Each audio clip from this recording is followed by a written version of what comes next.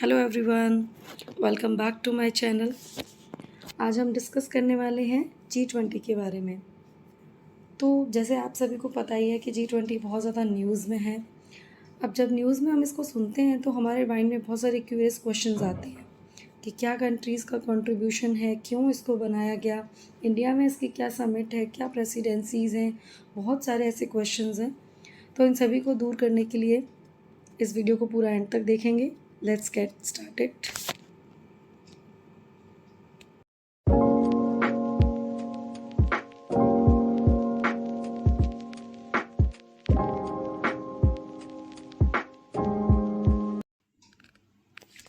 चलिए फ्रेंड्स, एक बार हम लोग देख लेते हैं कि हम किन पॉइंट्स पर बात करने वाले हैं।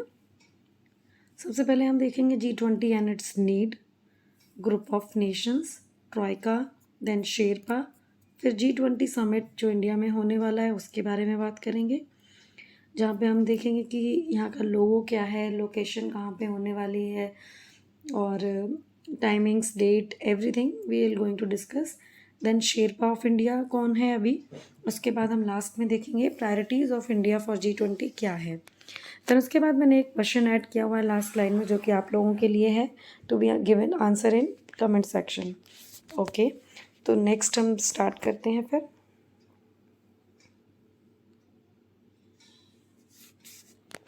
Yes, now what is G20?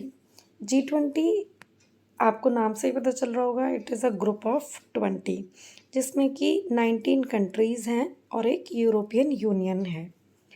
अब अगर हम बात करें इसके इस्टेब्लिशमेंट की, तो इस्टेब्लिशमेंट इसका हुआ था 1999 में एंड इसका कोई भी हेडक्वार्टर नहीं है।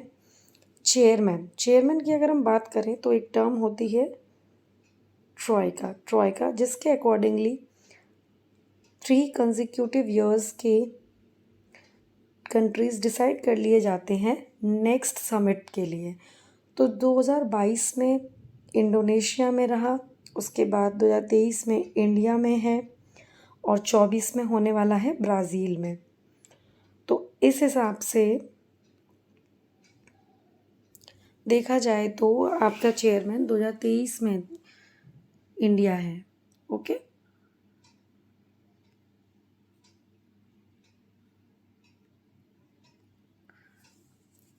एंड फिर हम नेक्स्ट टॉपिक पे बात करेंगे शेरपा कौन होते हैं।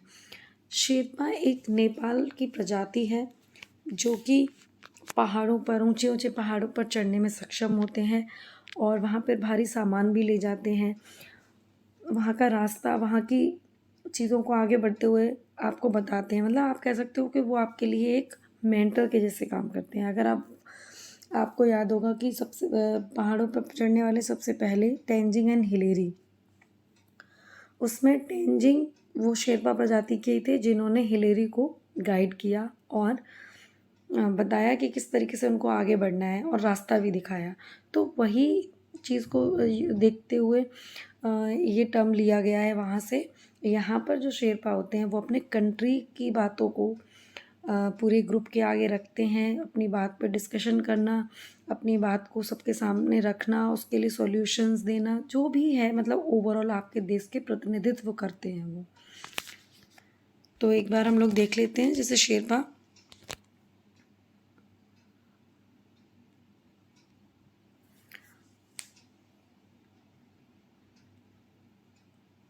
ये मैंने एक इमेज लगाई है, इस तरीके की होते हैं लोग।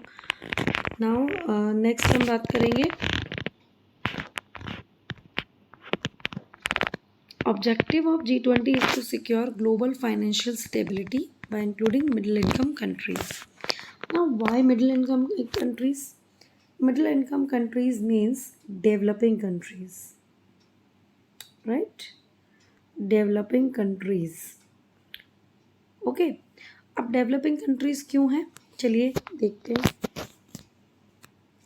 ये हैं वो ग्रुप ऑफ 20 कंट्रीज़ जो कि आपके G20 में हैं, राइट? जिसमें कि G7 के अंदर जो भी कंट्रीज़ आते हैं ये हैं डेवलप्ड कंट्रीज़, और जो ये वाले कंट्रीज़ हैं ये हैं डेवलपिंग। ओके, नाउ जो हम देखेंगे कि जो पहले के डेवलप्ड कंट्रीज़ जो G7 ग्रुप था, ये इस ग्रुप में जो कंट्रीज़ हैं, इनका जो जीडीपी है वो और इन कंट्रीज़ का जीडीपी में भी डिफरेंस है। लेकिन अगर आप बात करें कुछ कंट्रीज़ का जीडीपी भी सेम होगा तो उनका पर कैपिटा इनकम कम होता है। तो इस वजह से ये मिडिल कंट्रीज़ में आ रहे हैं। इन लोगों ने डिसाइड किया कि इन्हें भी अपना एक ग्रुप बना लेना चाहिए, जहाँ पे ये लोग अपने फाइनेंशियल क्राइसिस या फिर ऐसे कोई भी जो एक एक परिवार में जैसे कुछ मुद्दे होते हैं बात करने के लिए, इस तरीके से एक पूरे देश के भी बहुत से मुद्दे होते हैं जिन पर वो साथ में बैठकर बात करते हैं कि हाँ इसका सलूशन कैसे निकाला जा सकता है। क्लाइमेटिक चेंज है और भी बहुत सी एजुकेशन है, बहुत सी ऐसी चीज़ें हैं जिन टॉपिक्स पे वहाँ पे मीटिंग्स में बात की जाती है। रशिया एक ऐसा कंट्री है जो कि G8 का भी पार्ट है। सबसे पहले ये G7 था, फिर कुछ समय के लिए G8 बनाया गया था 2014 में, जिसमें से रशिया को निकाल दिया गया। अभी ये G7 ही है और टोटल G20 है। Moving to next slide. Yes, जो ये 20 कंट्रीज़ हैं ये वर्ल्ड्स की लार्जेस्ट इकोनॉमीज़ में से हैं, जो कि प्रेजेंट करते हैं 80% of global GDP, 75% of international trade and 2/3 of the world population. Next है हमारा जो का G20 होता है वो 2 पैरेलल ट्रैक में चलता है, जिसमें एक है फाइनेंशियल ट्रैक, दूसरा है शेरपा ट्रैक। शेरपा मैंने आपको बताया कौन होते हैं। शेरपा हर एक कंट्री से एक पर्सन होता है जो कि उस चीज़ को अपने कंट्री की सारी प्रॉब्लम्स को रिप्रेजेंट करने के लिए और उनसे रिलेटेड बात करने के लिए, अपने देश की बात को रखने के लिए, राइट। एंड फाइनेंशियल ट्रैक में 2 लोग होते हैं, सेंट्रल बैंक के गवर्नर और फाइनेंस मिनिस्टर्स। अब जो G20 की समिट होने वाली है, इस समिट के ये सितंबर में होने वाली है, लेकिन इसके होने से पहले बहुत सारी मीटिंग्स और भी हुई हैं, जैसे उदयपुर में,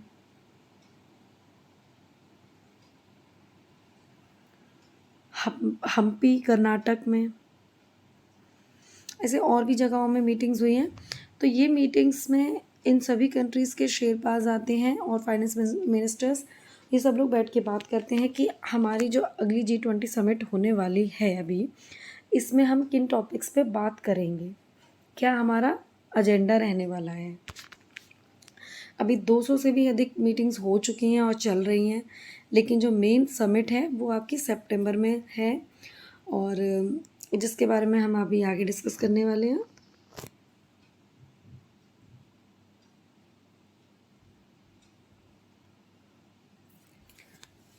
एक्चुअली फर्स्ट समिट आपका जो हुआ था वो 2008 में हुआ था। 2008 में क्यों हुआ था? क्योंकि उस टाइम पर एक फाइनेंशियल क्राइसिस की कंडीशन आ गई थी, जिससे ये रियलाइज़ किया गया कि अगर ऐसी ही प्रॉब्लम्स आती रहेगी तो फिर इस G20 ग्रुप का कोई हम बेनिफिट नहीं ले पा रहे हैं, क्योंकि हमने ग्रुप तो बना लिया लेकिन हमें मीटिंग्स हर साल रखनी चाहिए। वहाँ पे ये डिसाइड किया गया ताकि हम ये इन चीज़ों से बच सकें, कंडीशंस को देखते हुए हम मॉडिफिकेशंस कर सकें। नहीं अब हम ऐसा नहीं ऐसा करेंगे, मतलब इस तरीके से आप कह सकते हो। तो इसलिए वहाँ पर फर्स्ट जो आपका समिट हुआ था G20 समिट, वो आपका 2008 में हुआ था और इसके बाद से ये हर साल होने लगा। अब इसके होने के लिए एक शेड्यूल इन्होंने बनाया है जिसको बोलते हैं ट्रॉयका। ट्रॉयका जिसमें आप देखेंगे, मैंने अभी आपको समझाया था कि इंडोनेशिया, इंडिया और ब्राज़ील, ये 3 वो कंट्रीज़ हैं जो नेक्स्ट आपका जो समिट होने वाली है उसके लिए बताते हैं ब्राज़ील, और अभी जो है वो इंडिया, और इससे पहले थे इंडोनेशिया। अब नेक्स्ट टाइम जब चेंज हो जाएगा तो ब्राज़ील यहाँ आ जाएगा 2024 में और यहाँ पे कोई नया कंट्री ऐड हो जाएगा। तो ये इस चीज़ का डिज़ाइन इसलिए किया गया ताकि प्रीवियस कंट्री जो इस बार समिट कर रहा है उसको चीज़ें समझा सके और बता सके, और नेक्स्ट टाइम इंडिया ब्राज़ील को एक्सप्लेन कर सकेगा और ब्राज़ील फिर उसके आगे एज ए सो ऑन।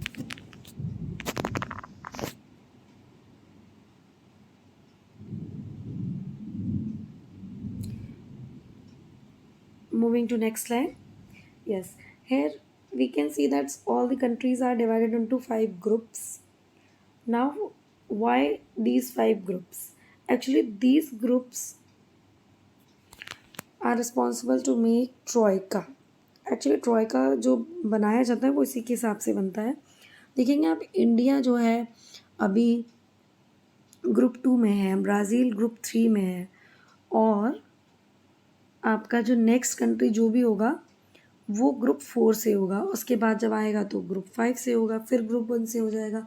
तो ये एक साइकिल बना के चलते हैं. ये वो कंट्रीज़ को इन्होंने 5 ग्रुप्स में डिवाइड किया हुआ है. G20 summit in India. Now, what is the location and where it is to be held?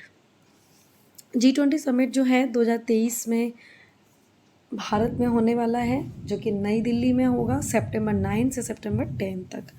और प्रगति मैदान जो जगह है वहाँ पर होगा, जिसको हम Bharat Mandapam international exhibition convention centre भी कहते हैं.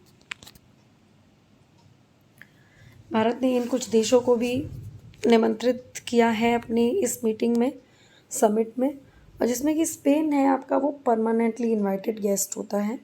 कौन कौन से देश है लाइए बात कर लेते हैं. Bangladesh, Egypt, Mauritius, Netherland, Nigeria, Oman, Singapore, Spain and UAE. ना कुछ ऑर्गेनाइजेशंस भी हैं जिनको इंडिया ने इनवाइट किया है, जैसे कि UN, IMF, WB, WHO, WTO, ILO, FSB and OECD. और ये कुछ और ऑर्गेनाइजेशंस हैं जिनके लिए इंडिया ने मीटिंग्स में इनवाइट किया हुआ है, जैसे जिनमें से हैं AU, AUDA, एशियन एंड और हैं ISA, CDRI एंड ADB. ऐसे बहुत सारे कंट्रीज़, बहुत सारी ऑर्गेनाइजेशंस. मतलब ये वो मीटिंग है जिसमें कि जितने भी आप नॉलेजेबल पर्सन्स अगर हैं, अगर आप देखेंगे तो कंट्री के जो बेस्ट रिप्रेजेंटेटिव्स होते हैं वो लोग इस मीटिंग को अटेंड करते हैं. अब हम बात करेंगे इंडिया की प्रेसिडेंसी में जो G20 होने वाला है इस बार समिट, उसमें इसका लोगो क्या रहेगा, और इंडिया के पास चेयरमैनशिप कब से कब तक है. आप देख सकते हैं ये है इंडिया का लोगो जो इस बार G20 समिट में होने वाला है.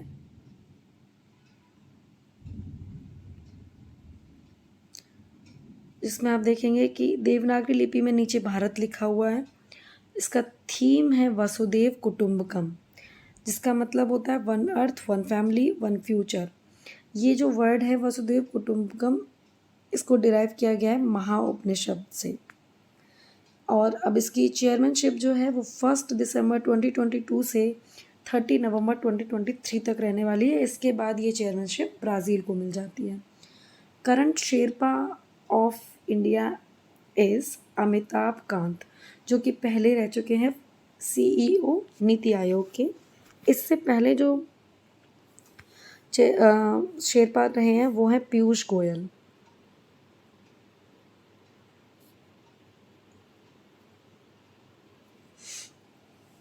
According to troika next summit would be held in Brazil. ये तो हमें पता ही है.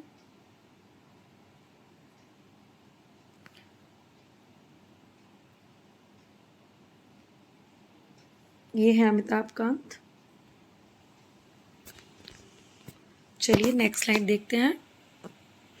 शेड्यूल ये रहेगा आपकी मीटिंग्स का. इस बार जो G20 में मीटिंग्स होने वाली हैं उनका कुछ शेड्यूल है ये. लाइए इस पर भी बात करते हैं अभी हम लोग. फाइनेंस डिप्यूटीज़ मीटिंग हुई है सितंबर 5 एंड सितंबर 6 को 2023 न्यू दिल्ली में.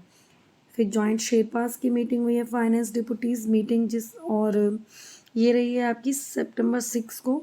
ये वाली जो है सबसे ज़्यादा इम्पोर्टेंट है, यही है आपका G20 समिट, जिसे कहते हैं हम लोग शिखर सम्मेलन, सितंबर 9 और सितंबर 10 2023 न्यू दिल्ली में.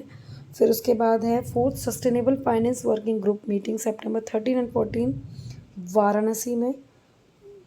4th meeting for the global partnership for financial inclusion September 14, 15 and 16 Mumbai, and fourth Framework Working Group meeting September 18 and 19, 2023 in Raipur. So this is all about the schedule of G20 in India. Next हम लोग discuss करेंगे G20 priorities of India.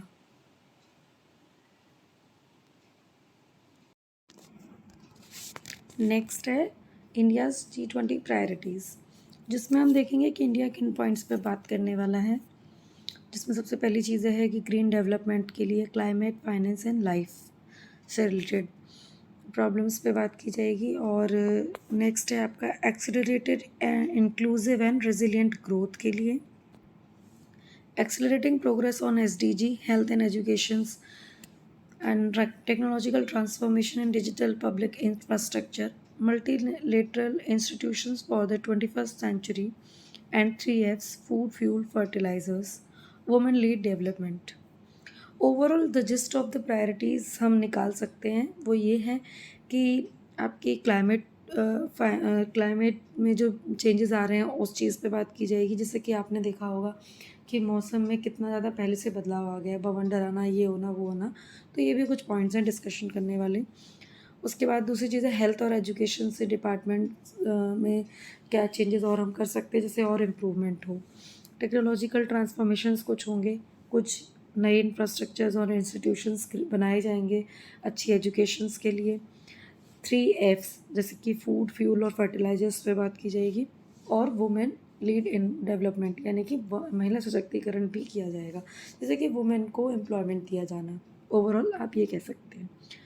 तो कुल मिलाकर के जो इनकी priorities की लिस्ट है वो देश को आगे बढ़ाने के लिए, देश की तरक्की के लिए कुछ बातें हैं जिन पर ये लोग इस बार मीटिंग में डिस्कशन करने वाले हैं. नेक्स्ट देखते हैं. ये क्वेश्चन है आप लोगों के लिए जिसका आंसर आप लोगों को कमेंट सेक्शन में देखना है. If you have watch this video till the end then thank you so much and please give answer in the comment section.